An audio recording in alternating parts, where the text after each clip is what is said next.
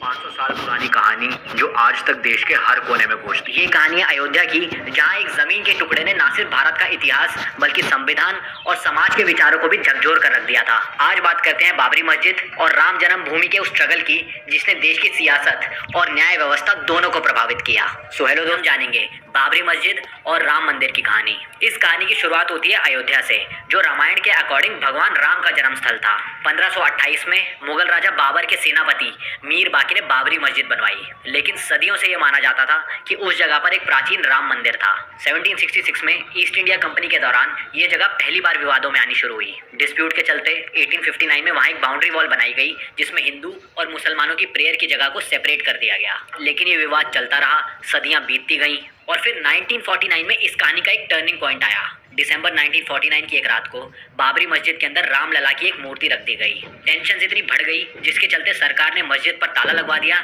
और ये मामला कोर्ट पहुंच गया। एक तरफ सुन्नी वक्फ बोर्ड था और दूसरी तरफ हिंदू महासभा और निर्मोही अखाड़ा। केस चल रहा था, लेकिन 1980s के दौर में इसने सियासत का रंग ले लिया। 1984 में विश्व हिंदू परिषद ने राम जन्मभूमि मुक्ति आंदोलन की शुरुआत की, जिसका उद्देश्य था राम जन्मभूमि को फ्री करना।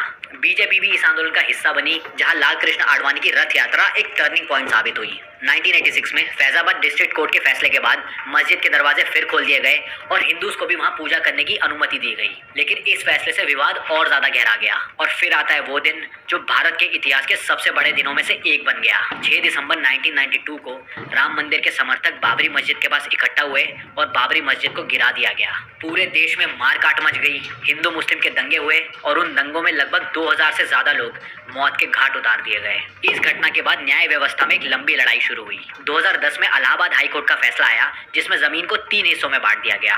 एक हिस्सा हिंदू महासभा, एक निर्मोही अखाड़ा और एक हिस्सा सुन्नी वक्फ बोर्ड को दिया गया। ये हिस्सा हिस्टोरिकल एविडेंस पर दिया गया था। आर्कियोलॉजिकल सर्वे ऑफ इंडिया की रिपोर्ट आई जो दिखाती थी कि मस्जिद के नीचे एक हिंदू धार्मिक स्ट्रक्चर के अवशेष हैं, लेकिन किसी भी पक्ष ने इस फैसले को स्वीकार नहीं किया और मामला सुप्रीम कोर्ट पहुंच गया।